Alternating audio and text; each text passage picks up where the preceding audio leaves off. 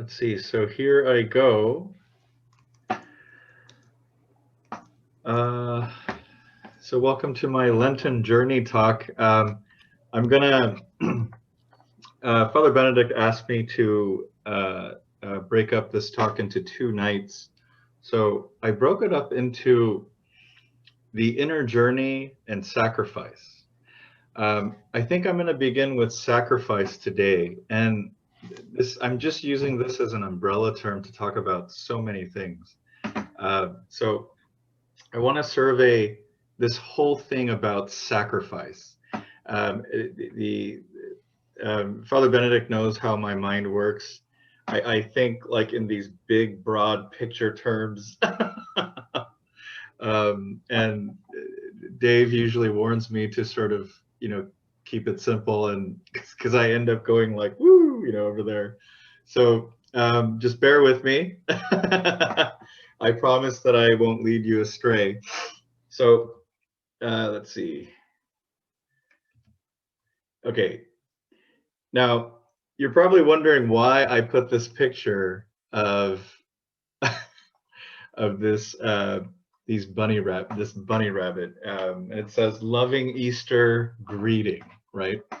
Now, the reason why I put it there is because I remember in Sunday school when I was asked about Easter and what it means and everything, and we're all going questioned around by our Sunday school teacher. We're all talking about a bunch of things, and I raise my hand, and I end up saying, okay, I get it. Easter is all about the death and resurrection of our Lord Jesus Christ. Totally get it. He died for our sins. He was on the cross. Got it. My question is, what does the Easter bunny have anything to do with any of this, right? And I remember asking this question, and my Sunday school teacher was a bit dumbfounded. I think because it was a question that she wasn't ready for. Now, I want to begin by talking about what all this is, like Easter bunnies and eggs and all that kind of stuff. Where does all this come from? And can you guys see this picture where it says Iostra and rabbit? Well, I'm going to explain something here. So Iostra was the goddess of fertility, and it was a goddess of fertility of the pagan world, of the Germanic kingdoms, and the Celtic world too. So basically everyone above the Latin church, everyone above the Latin world. And you had this this culture of paganism in the north, and Iostra was worshipped on the spring equinox amongst the northern barbarian Germanic people. And she was always accompanied by a white rabbit. And the reason why is because the rabbit is one of the most fertile mammals out there. They can procreate like it's nobody's business. They procreate fast, and in one spring you'll see a bunch of rabbits if you're ever out in the fields of like Germany or whatever. And so anyway, all that was happening, and in the northern world it was quite common that people worshiped Iostra during the spring equinox. It was a way of saying, come spring, give us fertility. We need crops. We need our farms to grow, right? Now, what was happening was at that time, so this is around the 900s, there's a king by the name of Hakon the Good.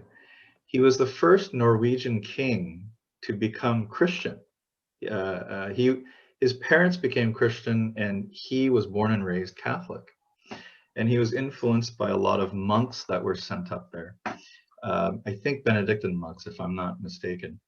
So anyway, once he became king, he had this giant evangelization sort of spirit. Now, the problem was most of the world was illiterate. It was only like 8% that was literate that can actually read Latin or, uh, or even like the German languages. So how do you evangelize to people who cannot read? Well, there's a couple things you can do. You can use the arts and you can use normal customs.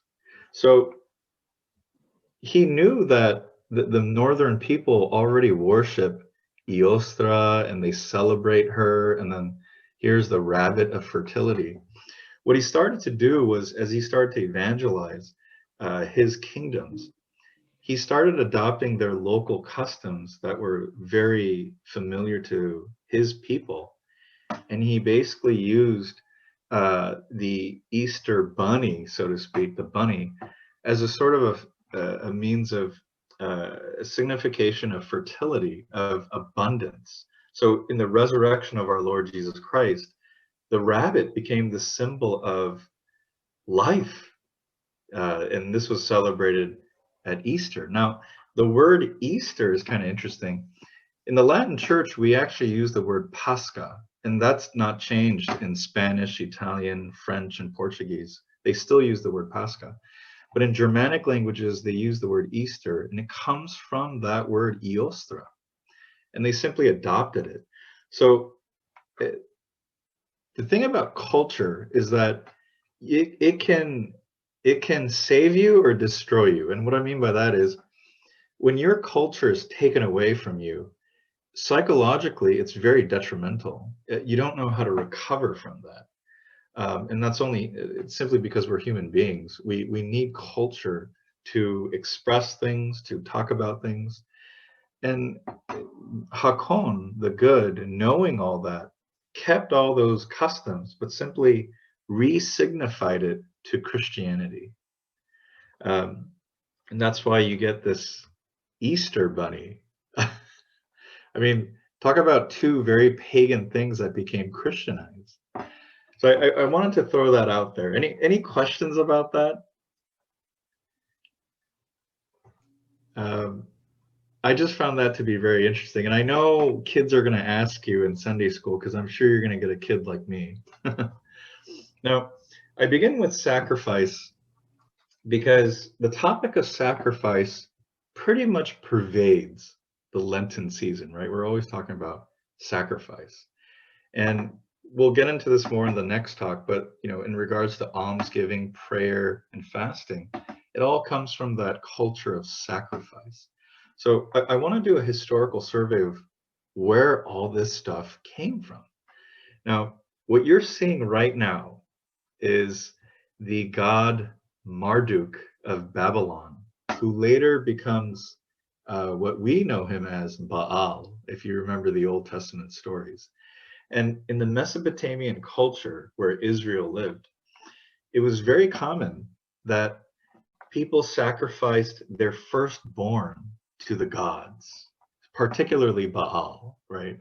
And now think about that for a sec, guys. Sacrificing your firstborn. I mean, just it should bring shivers to your spine. I mean, if you really look at the culture behind that. I mean, when you look at these two photos right here that I found, this child is being offered in this statue, Marduk. And when the child is sacrificed, it's a very bloody event.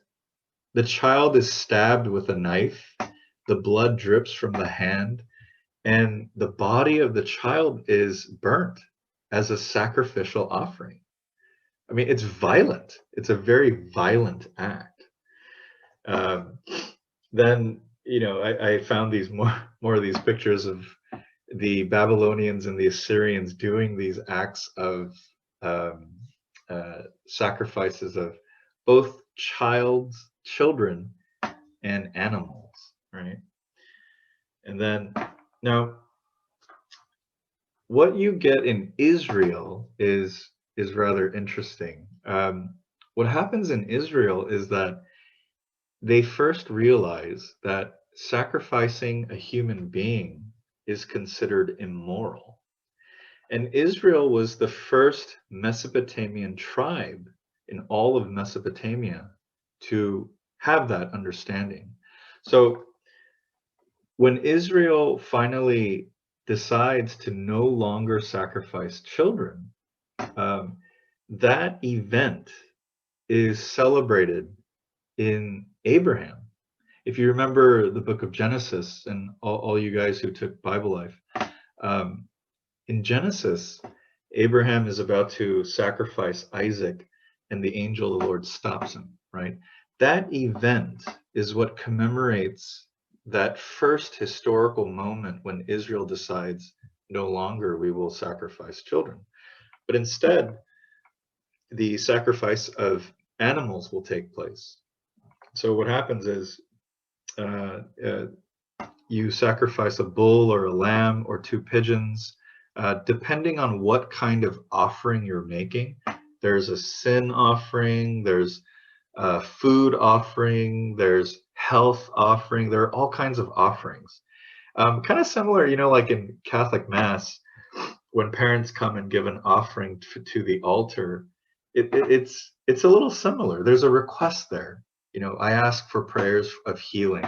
I ask prayers for, my husband will get his job that he's applying for or something, right? That culture of requesting prayers was very much alive in the Jewish temples, and you made an offering accordingly. So anyway, if you recall in the Gospel of Luke, when baby Jesus is born, his parents, Mary and Joseph, offer him at the temple to be consecrated. And what's offered in the sacrifice are two pigeons, right? Two turtle doves. And baby Jesus is made holy. Well, as Catholics, in a lot of ways, we've continued on that tradition. We practice infant baptism, unlike many of our evangelical church, brothers and sisters who don't do that.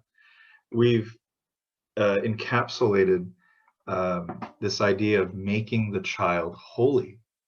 And instead of killing the child, it's to make the child more alive in the grace of God, right? And the stuff that you can pick up in catechism. So what I'd like to explain is there's a culture of sacrifice.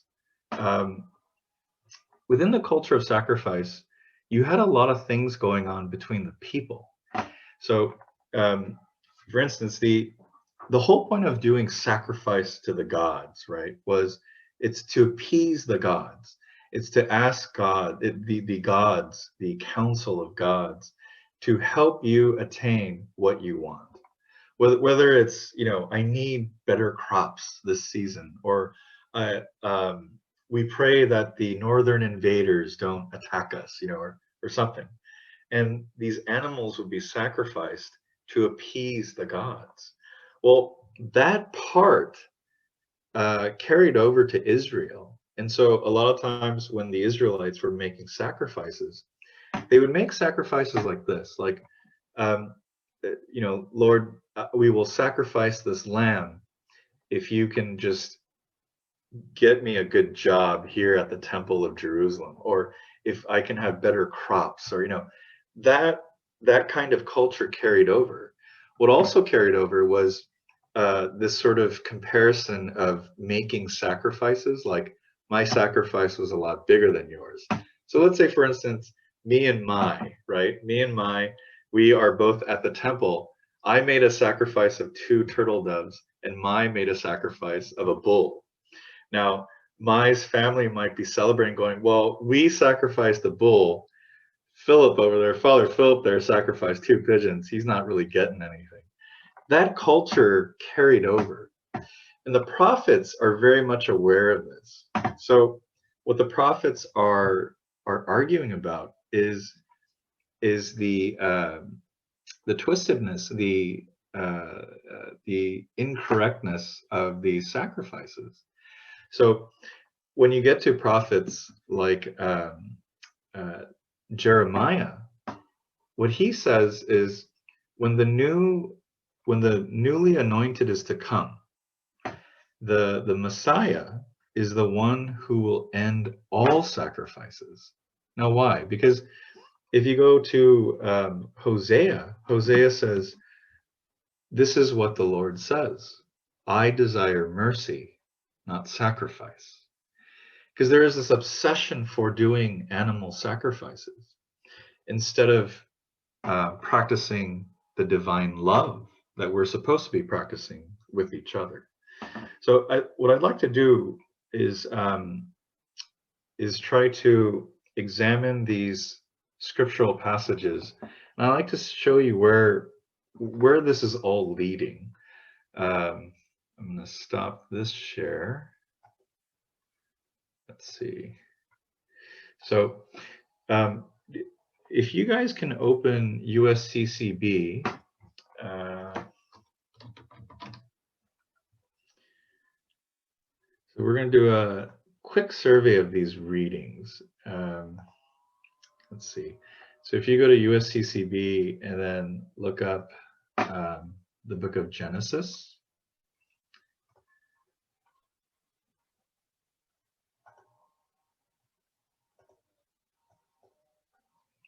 Now, if you go to Genesis, go to chapter 8, verse 20.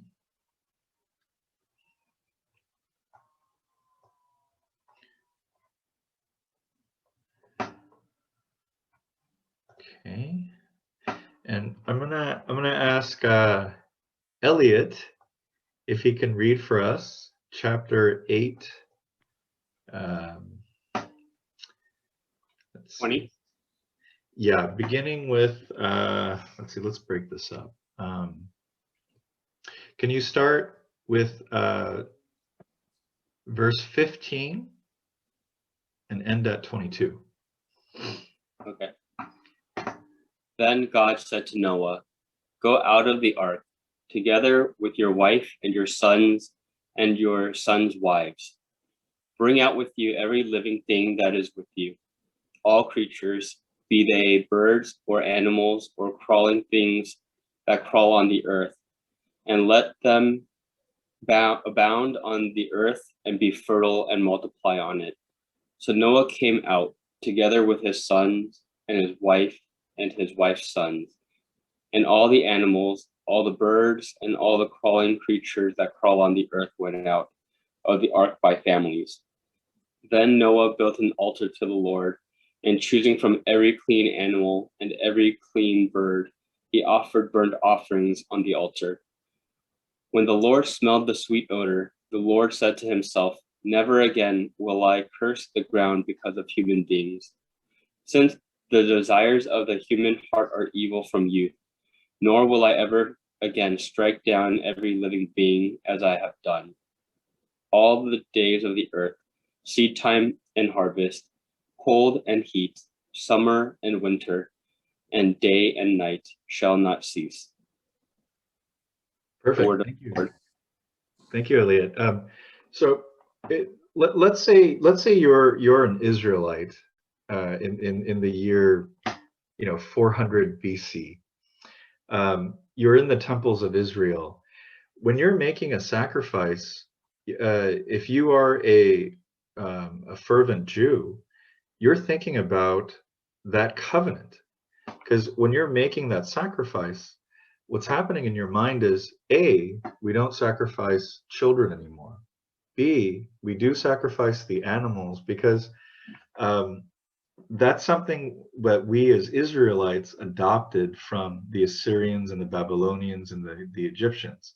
So God and the prophets allowed it to happen. Now later on, Jeremiah speaks about that, but we'll get to that later. So as you can see, it says, when the Lord smelled the sweet odor, think about going to like a kogijip and you're smelling the barbecue, just the meat, the smell of the meat.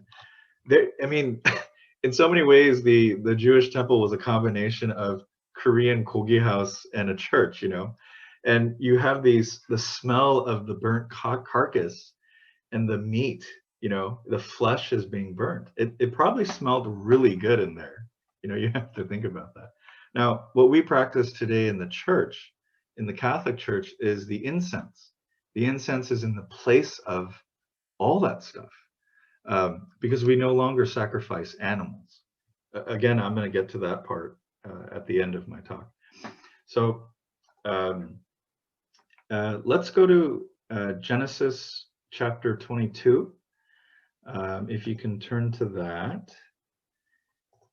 And let's see. So if you go to Genesis 22, we won't read the whole thing. Let's see. So, okay. So, Dave, can you read for us, starting from verse, let's see, verse 9, and you can end at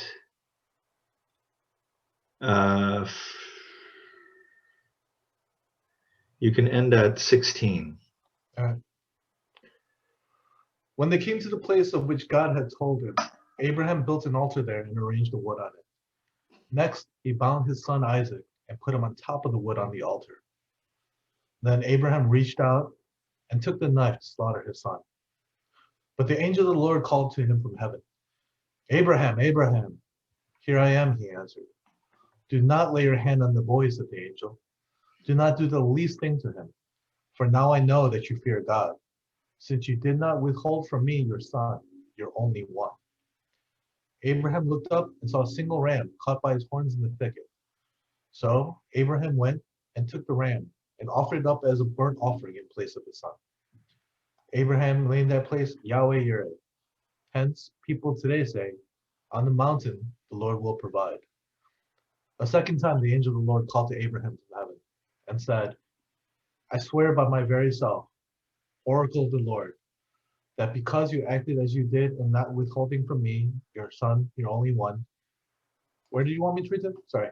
Oh, you can keep going to 19. Oh, I got you. "I will bless you and make your descendants as countless as the stars of the sky and the sands of the seashore. Your descendants will take possession of the gates of their enemies. And in your descendants, all the nations of the earth will find blessing, because you obeyed my command."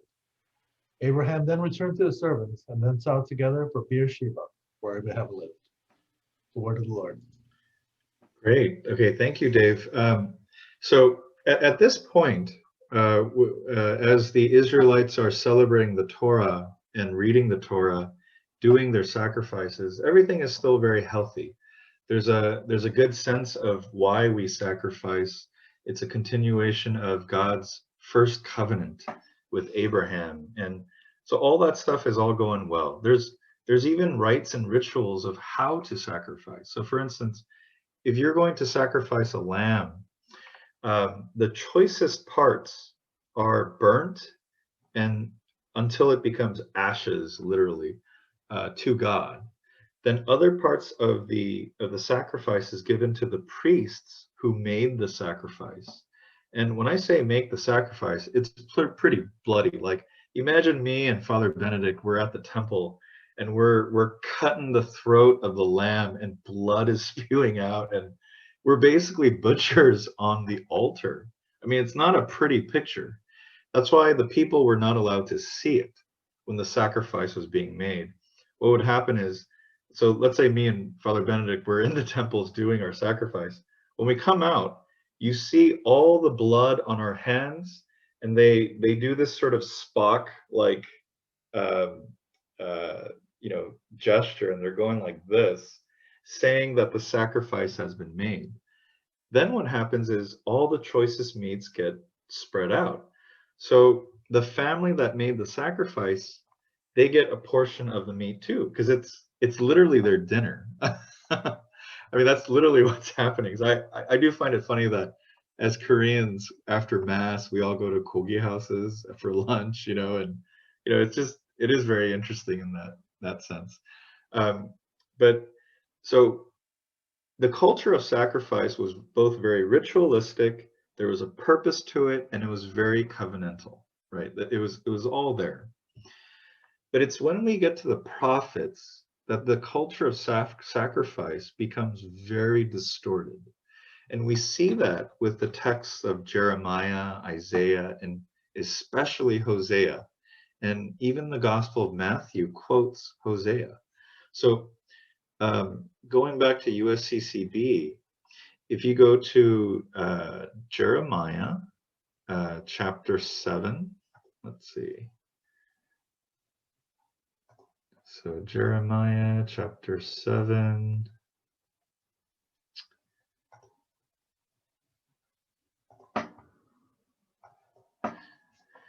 And then scroll down to where it says abuses in worship, starting with verse 16. Let's see.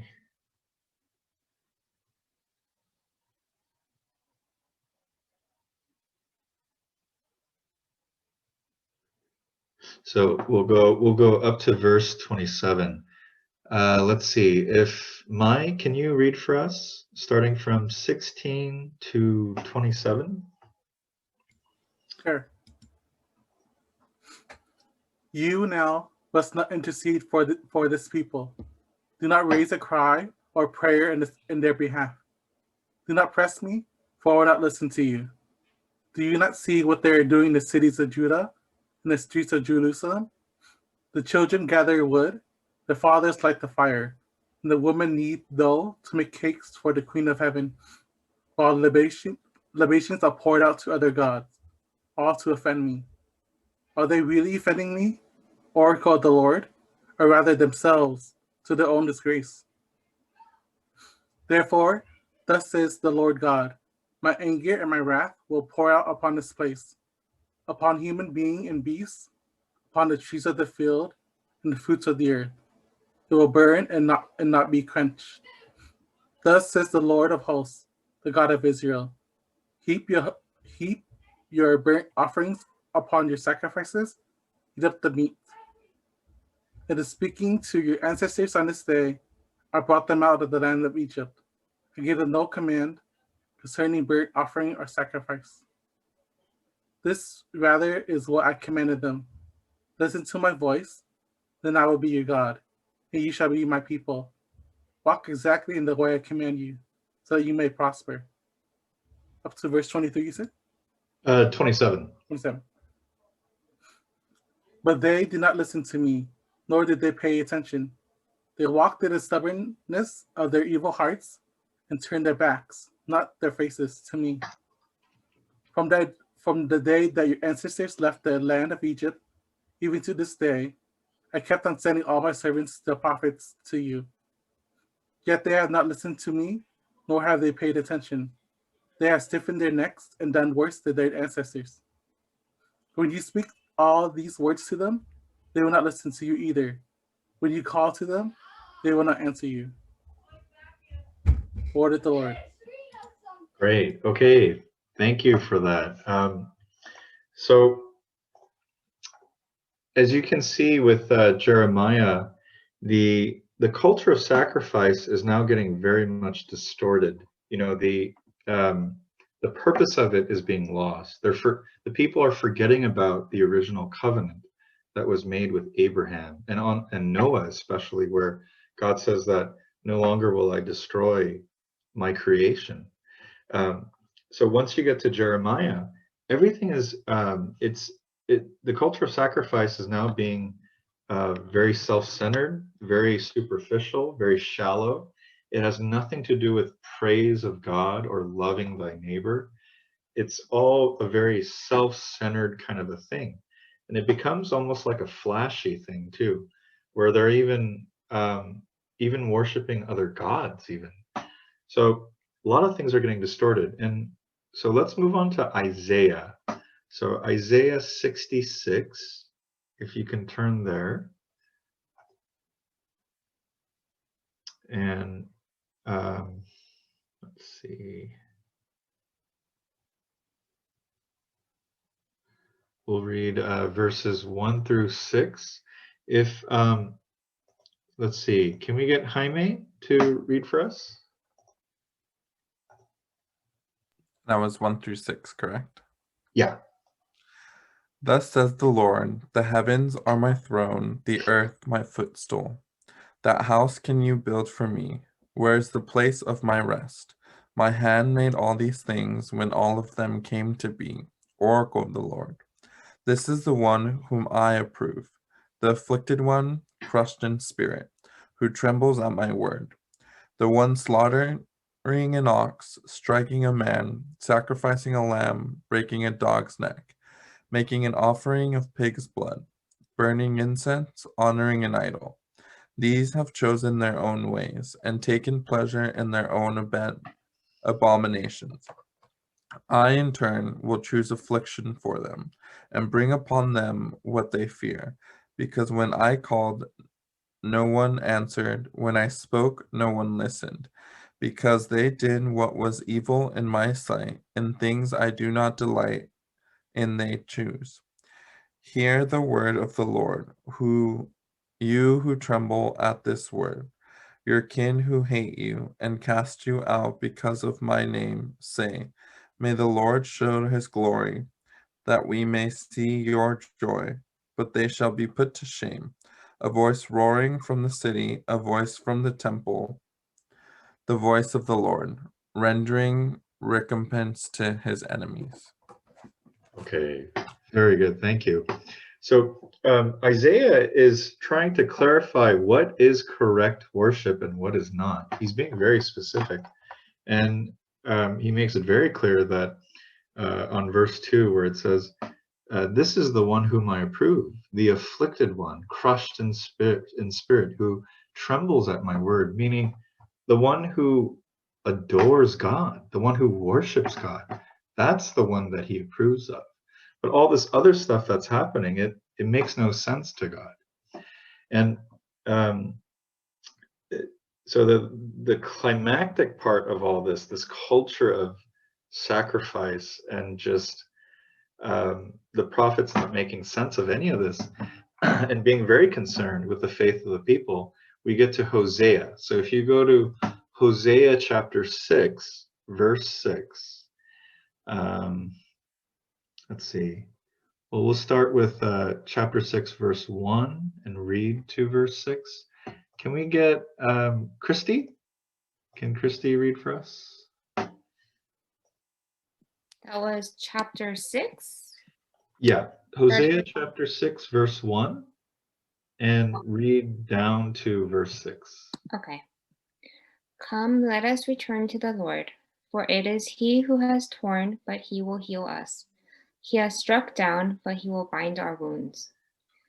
He will revive us after 2 days. On the 3rd day, he will raise us up to live in his presence. Let us strive to know the Lord. As certain as the dawn is his coming. He will come to us like the rain, like spring rain that waters the earth. What can I do with you, Ephraim? What can I do with you, Judah? Your loyalty is like morning mist, like the dew that disappears early. For this reason, I struck them down through the prophets. I killed them by the words of my mouth. My judgment shines forth like the light. For it is loyalty that I desire, not sacrifice, and a knowledge of God rather than burnt offerings. Good, very good. Thank you. So, I mean, straight up, Hosea doesn't even hesitate. He says, I desire mercy, love, not sacrifice. And this kind of culture of the sacrifice carries over all the way to the ministry of Christ. So let's fast forward to the Gospel of Matthew, chapter 9. And that'll be chapter 9, verse 9. It's the call of Matthew to verse 13. Let's see. Is Teresa still there? Can you read for us? I am here. Did you say Matthew or Hosea? Matthew. So Gospel of Matthew, chapter 9. Okay. Verse 9. Chapter 9, verse 9. Okay. As Jesus passed on from there, he saw a man named Matthew sitting at the customs post. He said to him, "Follow me." And he got up and followed him. Do you want me to stop at verse 9? Or do you want me to keep going? Oh, keep going to the end, to verse 13. Okay. While he was at table in his house, many tax collectors and sinners came and sat with Jesus and his disciples. The Pharisee saw this and said to his disciples, "Why does your teacher eat with tax collectors and sinners?" He heard this and said, "Those who are well do not need a physician, but the sick do. Go and learn the meaning of the words, 'I desire mercy, not sacrifice.' I did not come to call the righteous, but the sinners." So thank you very much, Teresa. So when you look at this gospel reading, he's quoting exactly from Hosea 6:6. And the reason why is because the people that he's talking to that's around him are the Pharisees. And the Pharisees are very much caught up in this sort of bad interpretation of that culture of sacrifice. And Christ is letting us know as the reader, what does it mean that I desire mercy, not sacrifice? So that culture of animal sacrifice, making an offering, it's completely distorted now. And Christ is addressing this to his followers. So if you notice, it says Christ is now sitting with tax collectors and sinners, while the Pharisees are going, "What's going on? Why are you guys doing this? You know, like, why is your rabbi hanging out with these people who we should not be hanging out with?" But Christ then diverts our attention and says, "Wait a minute. What does it mean when Hosea says, 'I desire mercy, not sacrifice'?" We're missing the point here. So there's now this attention on this distorted view of sacrifice.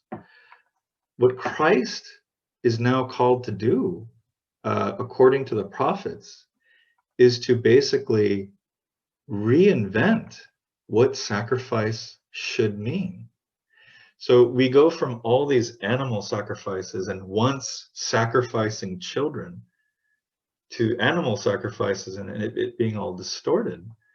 Once Christ is crucified as a sacrifice of himself, if you notice, we don't sacrifice animals anymore. He changed the game completely. So now sacrifice has a new definition. The old definition of sacrifice is to literally kill something in the offering of whatever it is that you're requesting, right? So once that offering is made, you're still appeasing the gods, so to speak, right? But Christ is saying that's not the purpose of sacrifice. So let me give you the new definition of sacrifice. And now Christ offers himself on the cross. And sacrifice now means an offering of oneself for another. If you notice, now sacrifice means that. He completely changed the game in using the word sacrifice. Now, that's all celebrated if we go to Hebrews chapter 10, verse 1. And this is kind of a long one. It's verse 1 to 18. I want to ask Jen Kim to read for me. I'm going to give Jen the long one. Okay, Hebrews chapter 10, verse 1, sacrifice instead of many. Since the law has only a shadow of the good things to come, and not the very image of them, it can never make perfect those who come to worship by the same sacrifices that they offer continually each year. Otherwise, would not the sacrifices have ceased to be offered, since the worshippers, once cleansed, would no longer have had any consciousness of sins? But in those sacrifices, there is only a yearly remembrance of sins. For it is impossible that the blood of bulls and goats take away sins. For this reason, when he came into the world, he said, "Sacrifice and offering you did not desire, but a body you prepared for me. Holocausts and sin offerings you took no delight in. Then I said, as is written of me in the scroll, Behold, I come to do your will, O God. First, he says, sacrifices and offerings, holocausts and sin offerings, you neither desired nor delighted in. These are offered according to the law. Then he says, behold, I come to do your will. He takes away the first to establish the second. By this will, we have been consecrated through the offering of the body of Jesus Christ once for all. Every priest stands daily at his ministry, offering frequently those same sacrifices that can never take away sins. But this one offered one sacrifice for sins and took his seat forever at the right hand of God. Now he waits until his enemies are made his footstool. For by one offering he has made perfect forever those who are being consecrated. The Holy Spirit also testifies to us, for after saying, this is the covenant I will establish with them after those days, says the Lord. I will put my laws in their hearts, and I will write them upon their minds. He also says, their sins and their evil doing I will remember no more. Where there is forgiveness of sin of these, there is no longer offering for sin.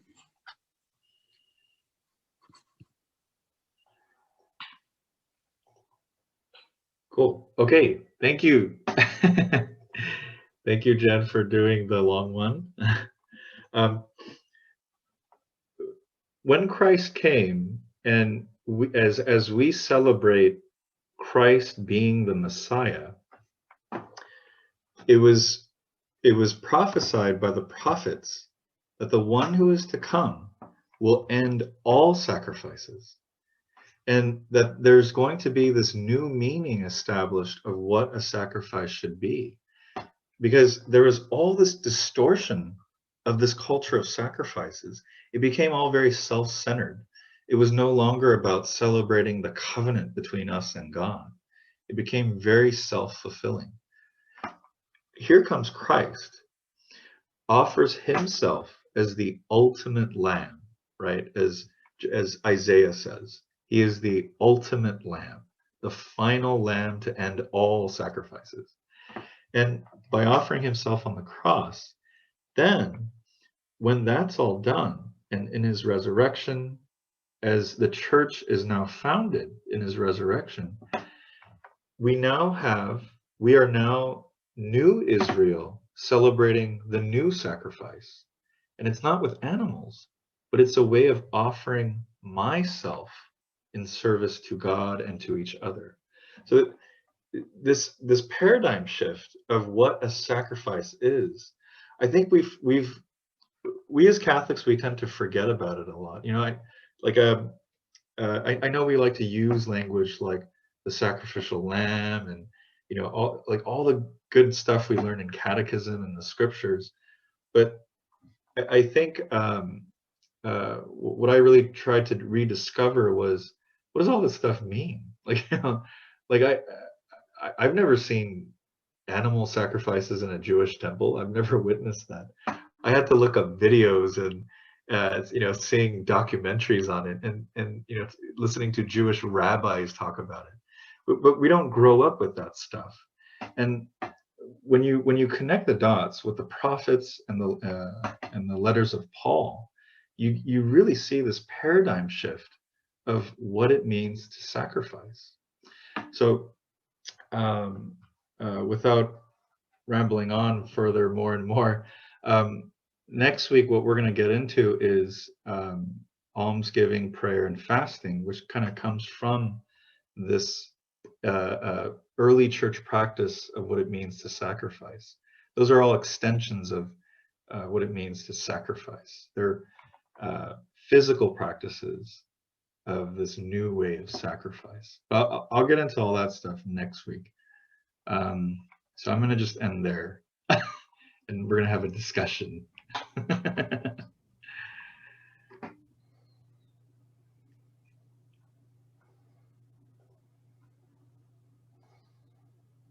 Hey, Father Phil. Yeah. So in Jewish tradition, if they don't think the Messiah has arrived, right? Right. Especially, yeah, Orthodox Jewish tradition, yeah. So do they still, like, they don't do animal sacrifices now, do they? Or is it like something we don't talk about because, you know, like it's not cool? Right. Yeah. So currently, there are no animal sacrifices, at least not that we know of in Judaism or Hinduism.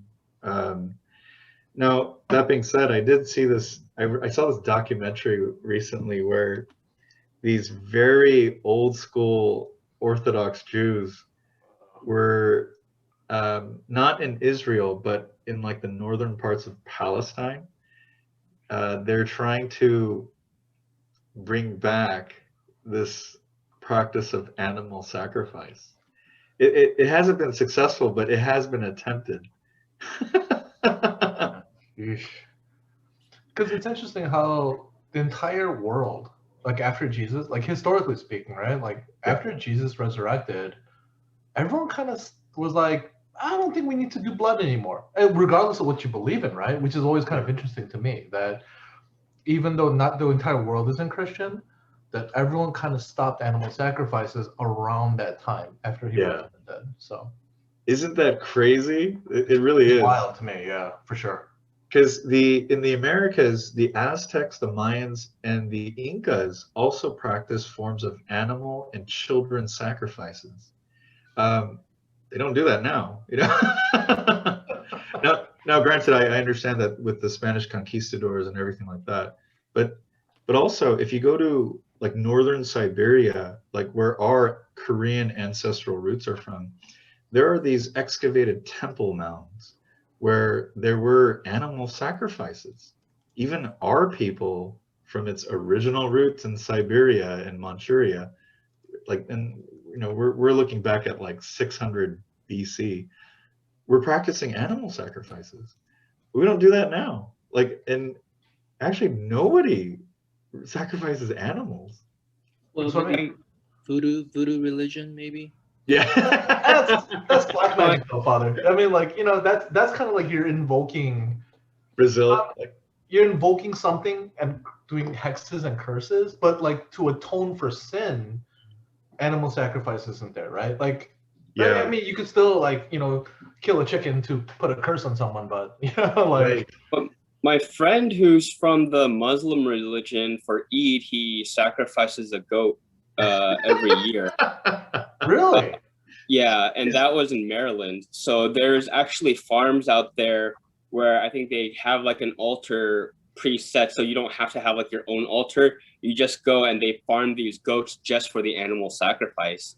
Oh, And wow. he invites literally not a village, but like I go and then a couple of my pharmacist friends go and we eat whatever he cooks at that sacrifice that he kills. And then I was like, wait, you're seriously killing your goat right now? And he was like, yeah, that's what we're eating right here at this feast. And he literally has an ice chest full of just like meat that he has, and he like marinates it himself, but he literally sacrifices it at a farm altar kind of situation. For what again? For Eid, for the Muslim religion. He's originally from Mali. For what again? Eid.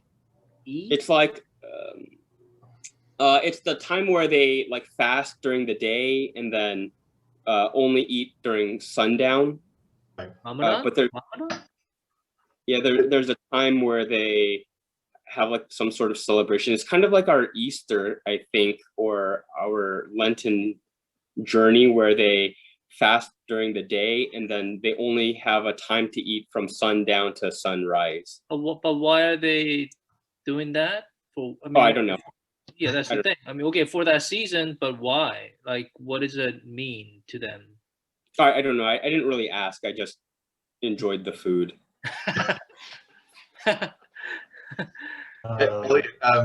lot of Muslims won't be favorable in admitting this, but when Muhammad founded the Muslims, the Islam religion, a lot of his practices were things that were carried down from Judaism. So their rituals on sacrifices, it comes exactly from Leviticus and Deuteronomy.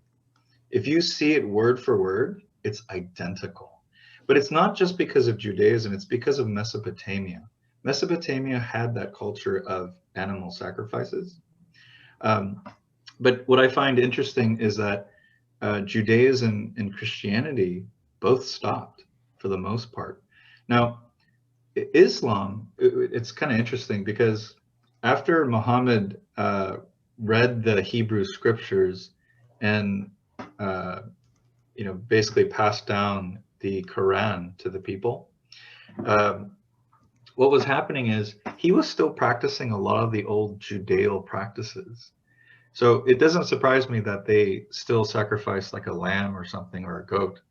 But ultimately it comes down to having a meal, and that I'm sure for a Muslim person, the sacrifice of that animal is, I'm sure they're making an atonement, an offering to Allah, right, to God. And then the family consumes that sacrifice. That practice comes from the Jewish people. So it doesn't surprise me that they do that.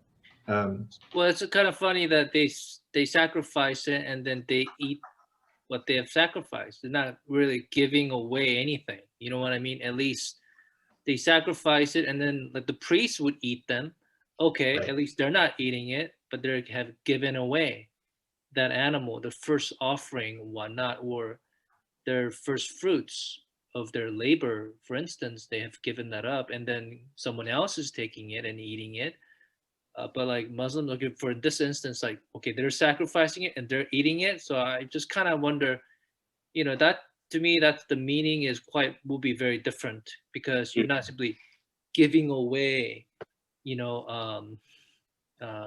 possession for God or anything like that. It seems this must be something else. I mean, pleasing to the Lord. I mean, okay, you're kidding and you're eating it. It's like, well, it's like a meal. So where's the sacrifice there on your own personal end?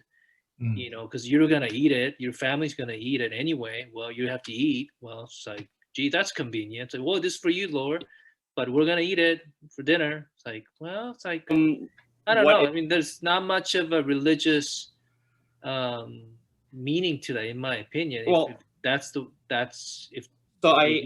if they eat it themselves. I don't know what the meaning is. Yeah. It could literally be like an Easter meal, like how we do it on Sunday, where it's more of a celebration kind of thing. So I don't really know what it is. I didn't. Yeah. I'm not asking you. I'm just. Yeah, but it was more of. I'm just saying. We were just talking about sacrificing an animal, and that just yeah. We're trying to figure this out together. I'm not asking you. It's like I'm not like, why don't you know? Let's figure this out. It's like that's all. I wonder if in Muslim culture, not the religion, but their culture, it almost comes down to like Korean karbichip style. This idea of coming together as a family and cooking a meal. But maybe Elliot, if you can ask your friend. Yeah, that'd be good. Next time. Yeah, like try to find out if they do prayers. Like I know they have the Ramadan prayers, but if they have certain prayers for this service, and like where does Allah come in this whole thing? Like I'd be interested to know. That sounds very fascinating. I have a quick question. This might have just been a blind spot of my like personal faith journey or my upbringing.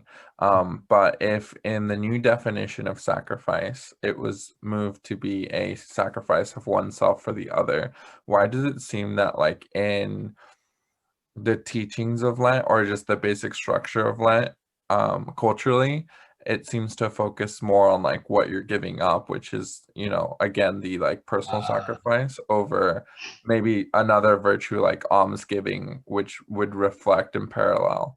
Sure. That. Jaime, are you going to join us for next week? Undecided, but probably likely. Because if you do, your question is very pertinent to next week. I'm saving the Lenten journey stuff for next week. But I'm glad you asked that because today I just wanted to clarify like the tidbits, like Easter bunnies and what does sacrifice mean and like those kinds of things. Because I'm actually really happy that Father Benedict gave me 2 nights because there's so many things I want to clarify today. Your question is very pertinent to my talk next week. Okay, we can stick a pin in it. But I didn't know. I didn't know if it was just like a personal experience of mine, or if it was like what it seemed to be the overarching collective. Sure. I'll say this, long story short, it does come from the world of asceticism. That's very familiar in the time of St. Augustine, Jerome, the Desert Fathers. I'll explain more about that. And again, it also comes from the Gospel of Matthew, chapter 6, when the early church was practicing almsgiving, fasting, praying. And the Desert Fathers perfected that. And that model became what we practice today. But again, I'll explain more about that because that is a very good question. Because we're giving up something to attain something. We're giving up something that doesn't help us in our faith to attain something that does help us in our faith. So I'll talk more about that next week. Yeah, so very good question. That's very good.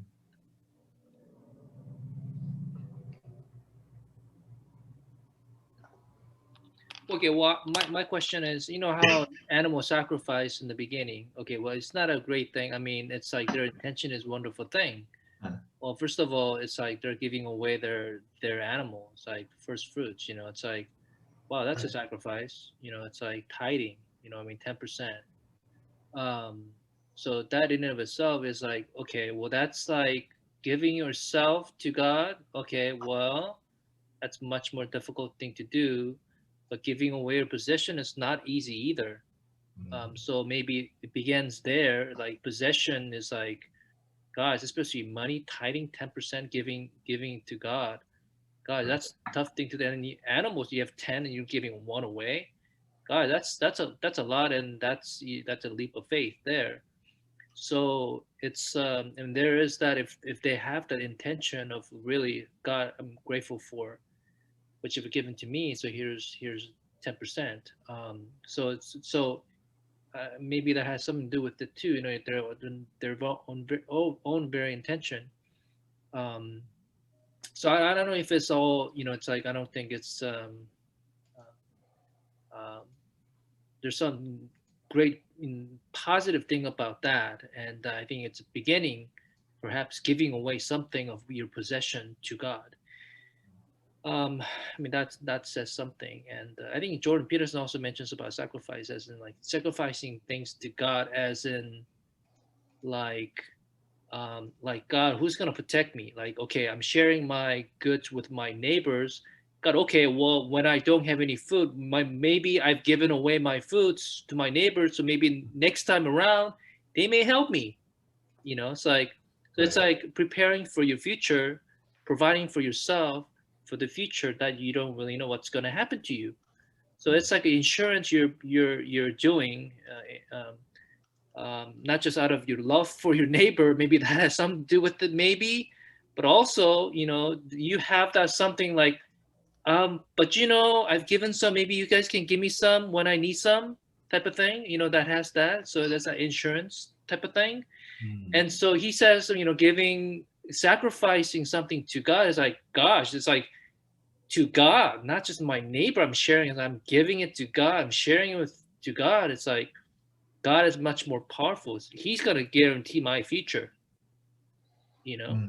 So, and it has that aspect of actually guaranteeing what is to come, uncertainty of future, but God's going to provide for me when I do this right now. Yeah.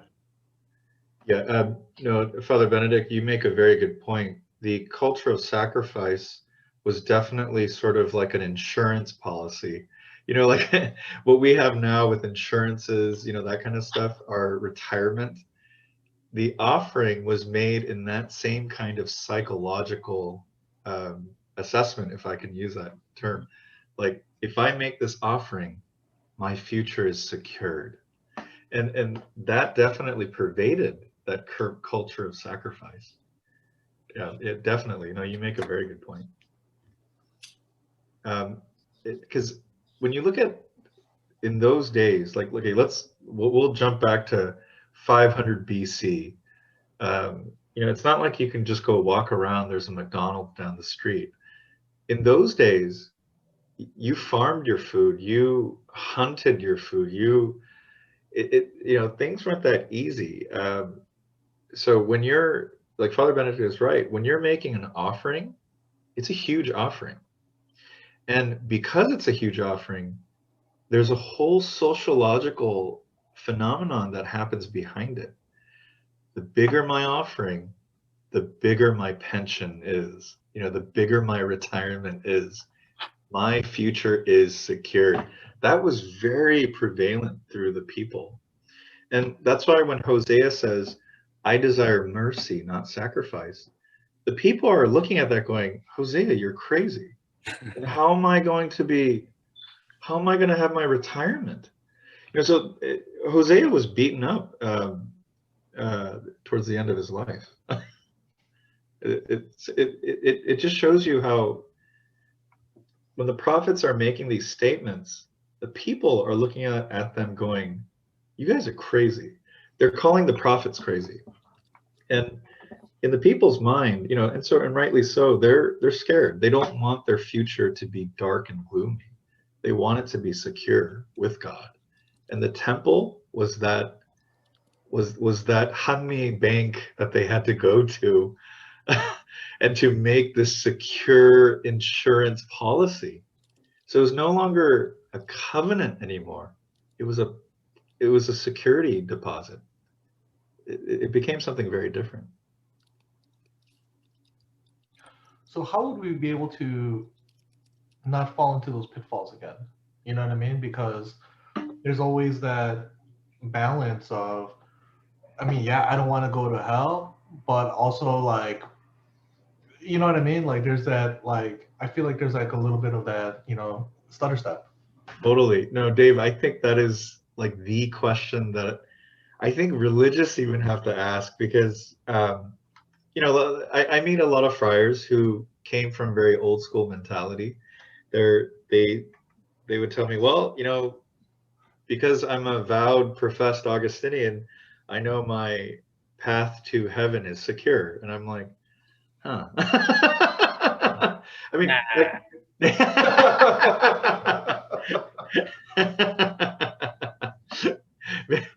maybe the Franciscans might say something different, but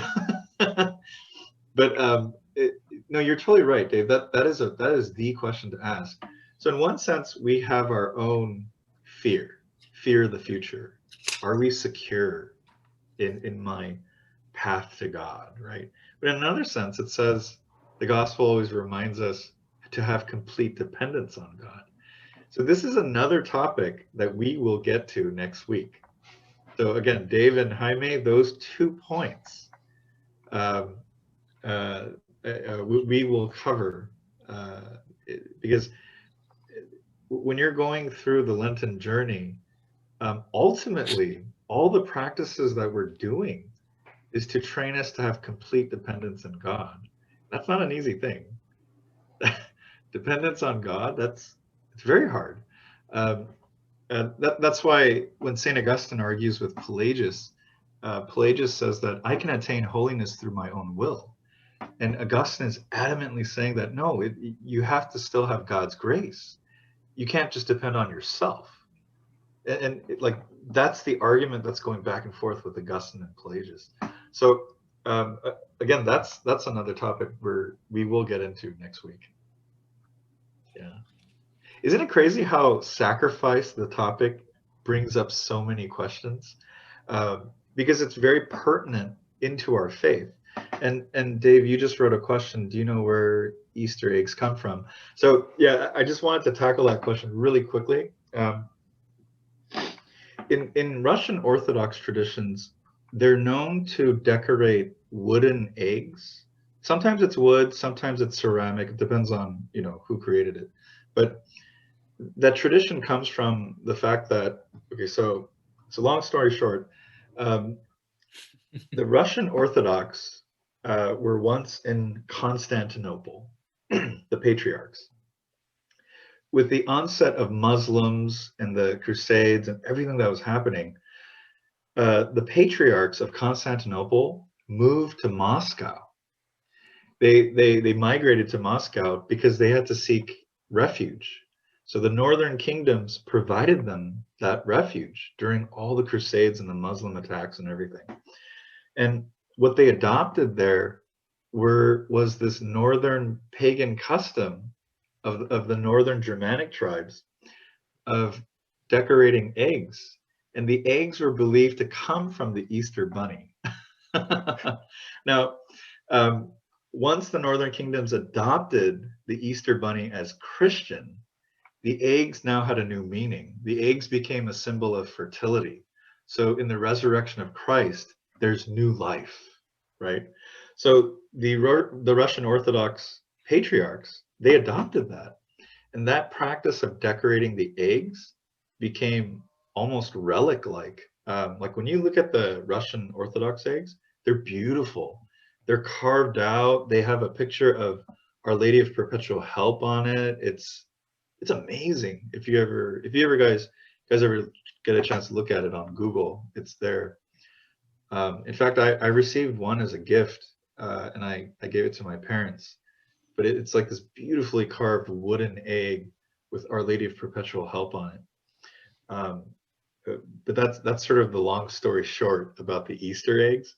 So in one sense, we have the relic-like Easter eggs, and then we have the painted Easter eggs that we do at church. So that goes back and forth. Because I'd heard there was something about Mary Magdalene. I remember I was reading into her a little bit, and then they were saying that while she was preaching in I think like a Roman governor's house, she was talking about Jesus' resurrection, and the man in the house grabs an egg and goes, a man is likely to rise from the dead just as this egg is likely to turn red. And she grabs it and goes like this, and it turned red. That's the story I heard. Yeah. So maybe I made it up. I don't know. Maybe it's like in my own head. No, Dave, a lot of the legends and traditions we have of our early apostles, Mary Magdalene, Paul, Peter, all those stories, they're wonderful stories to look into because they all have a purpose behind it.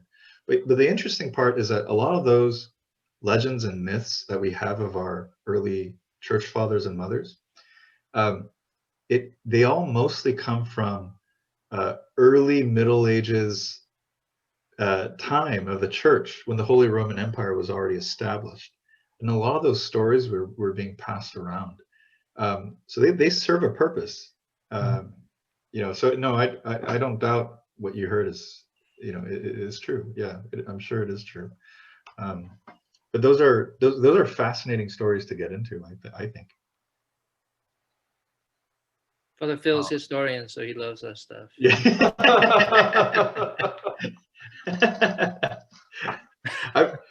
I'm gonna eventually make a book called like Father Phil's Tidbits, or something. And it's all like random facts. That'd be great, man. No, seriously, that would be great. Seriously, that'd be a hit. I'm telling you, it'd be great. They don't flow together though. It's just like a random stream of stuff like that. It's like, what am I reading? No, seriously, that'd be really good. You know what I recently found out, Hal? So I was talking to Father Tom Whelan, who is one of our senior friars here. He's 85 years old, and this man really knows like priest church history. He knows a lot of things. And you know how like what Father Benedict and I are wearing with the Roman collar, it went through a lot of phases. So like in the 1800s, we had the ribbons that were like this in the Tridentine Mass, and then eventually it became the white full collar, right? And then it became this. And I heard this was invented by the Jesuits, according to Father Tom, because the Jesuits, being always on the move, they didn't have time to wrap the collar around and put down their shirt. they had to like hurry up and put on their collar and run to whatever ministry that they're doing. So this became like a Jesuit invention. That's what Father Tom was telling us a couple of weeks ago. It's really interesting. Like the history of our habits and our clothes, also fascinating, very purposeful, and a lot of history behind it. Yeah, write a book. That'd be good. Yeah. And make some money too. I'll buy one. I'll buy one for sure.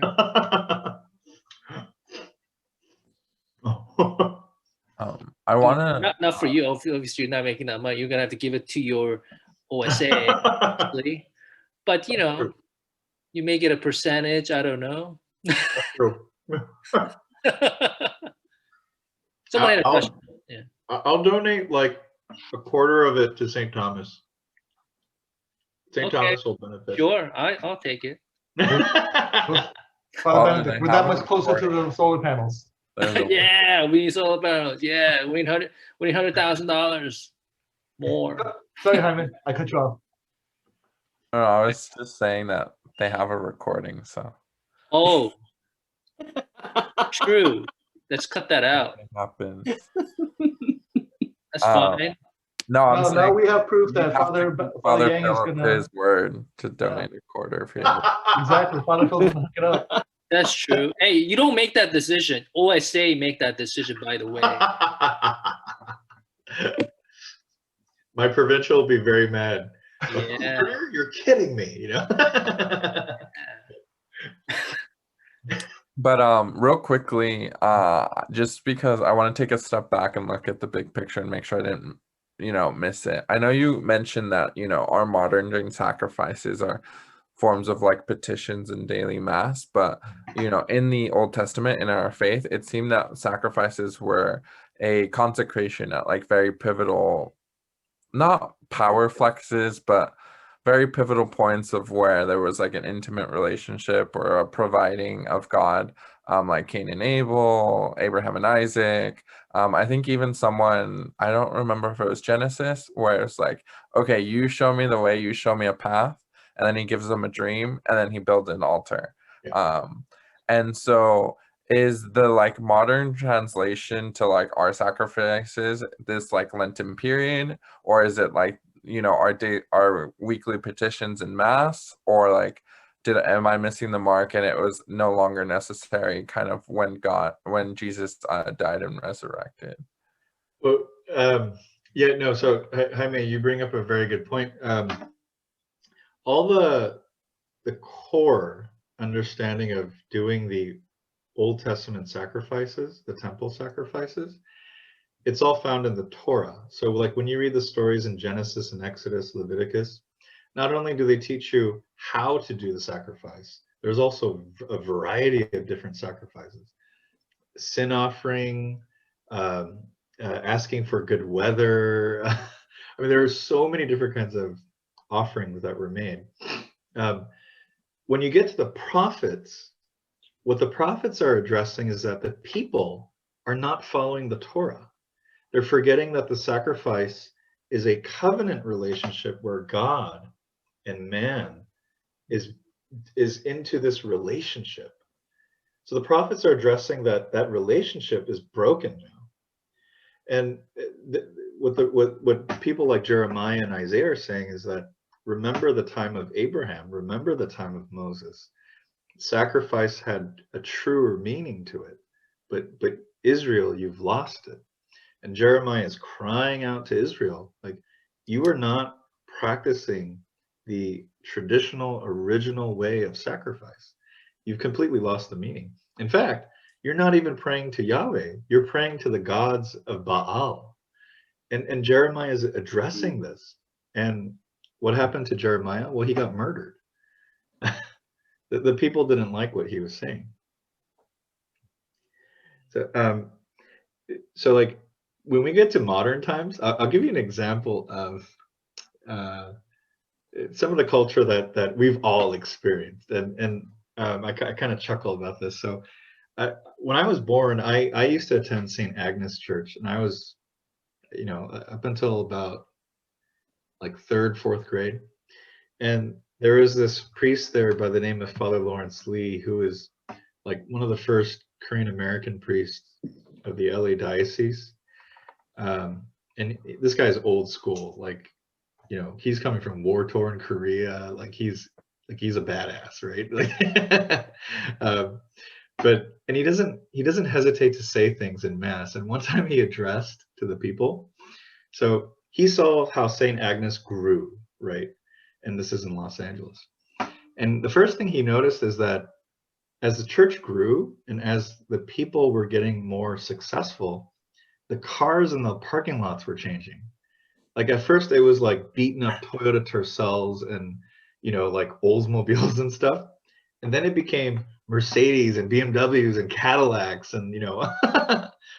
So he said in the mass, and it reminds me of Jeremiah, he goes, the parking lot is not a chance for you to show off.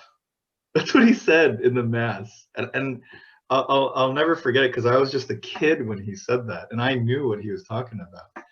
And in the same light, I think when we go into the Lenten season, the whole point of Lent, you know, is to go back to our roots of our faith. You know, like, what does it mean to worship God? What does it mean to commune with God?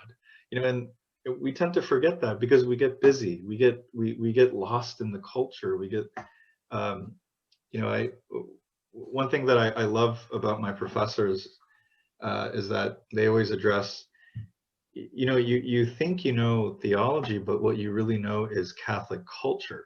And they address that to the seminarians. And you're bringing in Catholic culture. I'm asking you to really re-study theology. So I think Lent is the perfect time to do that. You know?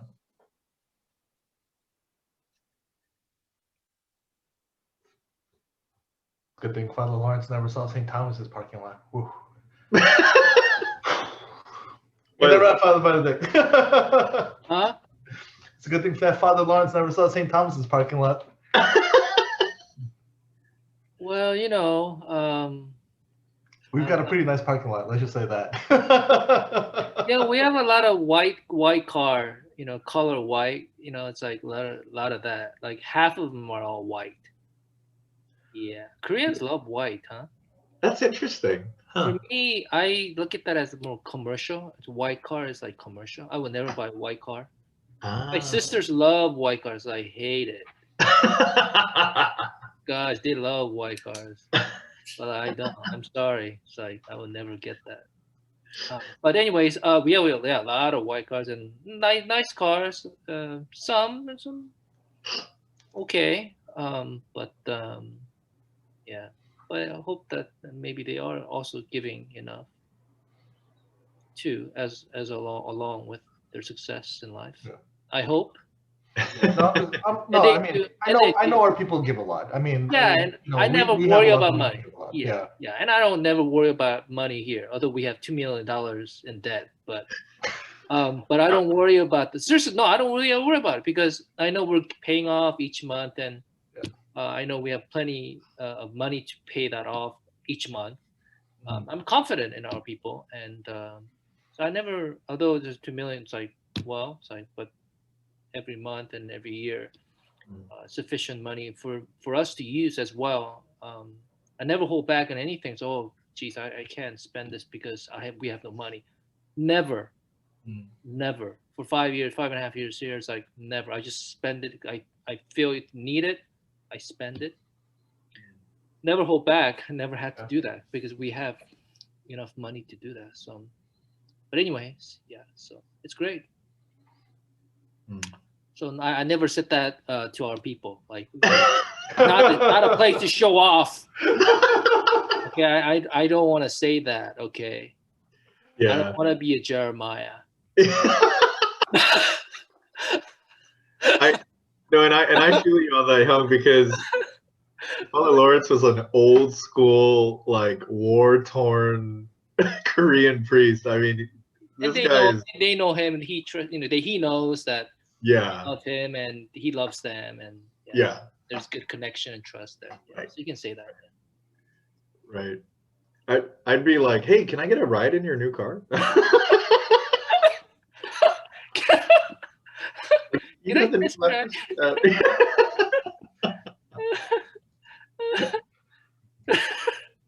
oh, talk about generational differences, right? You know.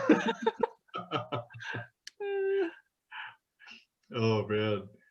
You know, it is interesting though that in the topic of Lent, we do get in topics and conversations about things, you know, like stuff, like having stuff. And I think that's also a good question because in the foundation of our order, when St. Augustine wrote the rule, he made it very clear that okay, so if I could compare Francis and Augustine, and this is I'm trying to show you the difference in the signs of the times. So for Francis, he came from a life of abundance. Like his father was a merchant. He had so many things. Like he had very nice things, right? And worrying about not having stuff is not a worry he had. So in the rule of Francis, it's very clear. You come into this rule giving up everything, and it's literally physical things, right? Now, for St. Augustine, he comes from the fall of the Roman Empire. Everybody has nothing. I mean, everything is in shambles. So for Augustine, his rule is very clear. Whatever you have and whatever I have, let's share in common the way a family does. So the things that are talked about in the rule, it's all about we share everything in common. So if I have like 5 t-shirts, I'll share that with my brothers, you know. I don't do that actually right now, but COVID, you know, all that stuff. But but in Augustine's mentality, it's let's share all things in common. So whatever the stuff you have, let's use it together. If you have a rickshaw, let me borrow it sometime, you know, or let me that axe that you have, let's share it, you know. And he becomes very clear about sharing all things in common. So I think whatever direction you're going in terms of stuff, depending on your intention, like what is your intention? Hoarding is never good, obviously. So Francis and Augustine make it clear that hoarding is not something that is spiritual. It's the opposite of being spiritual. You either share it or give it away. I mean, that's the direction the church goes towards. So yeah, that even things like food. When is, you know, what's considered eating too much and too little, or what? This culture of fasting that the church has, you know, fasting on Friday. Why do we fast? You know, what's the purpose of it? There's ascetic purposes, there's spiritual purposes, there's also a sense of giving up. It goes either way, and that's something I'd like to talk about more next week. Yeah, so those are all very pertinent things.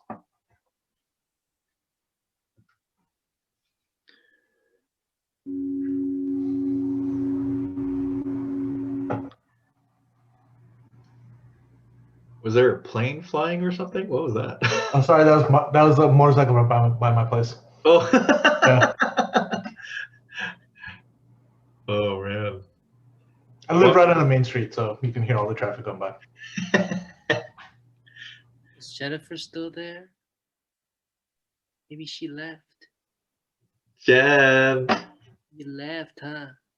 Oh, I'm still here. What is Is Christy here? Christy, are you there? I'm here. Oh, okay. There you go. Is Hoon there? He left. Long time ago, like an hour ago. You know what Hoon said to me on a text? He goes, "Hey Padre, is this something that's gonna make me fall asleep?" No, never. When Father Phil speaks, never. It's always interesting stories, man. Man, let me just say, like our generation of priests, you know, like, dude, you guys have it so good because growing up in Orange County with like the priests we grew up with, old school, like you can't even joke with them. And then when I ask them theological questions, they're like, "Why do you need to know?" You know, like that's their response. It's like, what the heck? I need to know. I'm a Roman Catholic. I'm asking questions about my faith. It's like, well, go join the seminary then. It's like, what the heck? Fine, I will. Wait for it. Yeah, it's just, man, what, talk about generational differences. Oh, Any questions, Jen? Clarification? Okay. Christy, any clarification?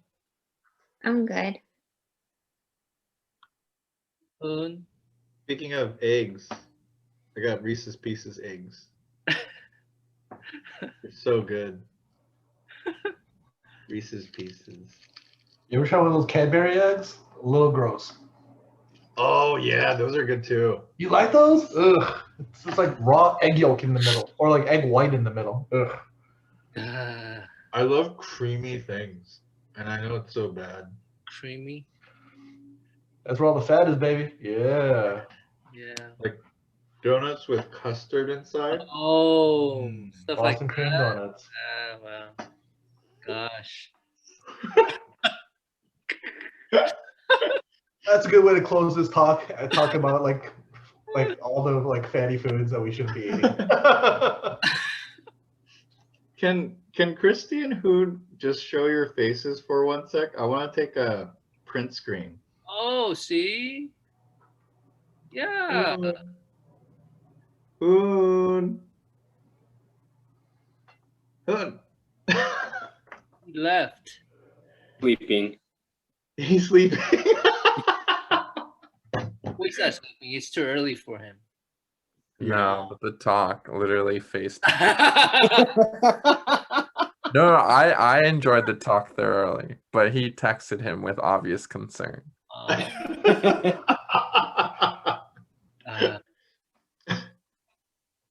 Oh my gosh. Well, I was, my extroversion is happy today. I'm so glad I got to see you guys.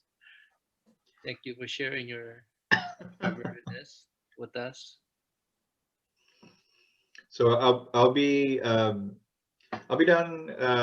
for the next talk next Wednesday. Yeah. Great. Thank you Yeah. for your talk today, Father Phil. We'll see you next week, same time.